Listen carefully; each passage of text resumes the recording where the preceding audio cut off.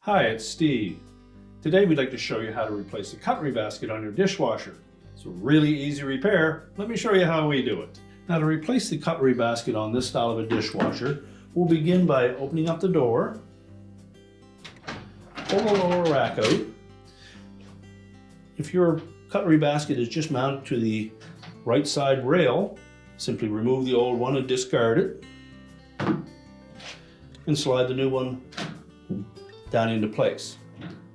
Only the top two hooks will catch on that upper wire on the basket if you use this configuration. If you choose to join the two halves of your cutlery baskets together, we want to notch two of those notches into the opposite keyhole slots on the other half of that basket assembly. Press them together, slide them together until they lock in place. Just make sure that both halves are joined solidly together.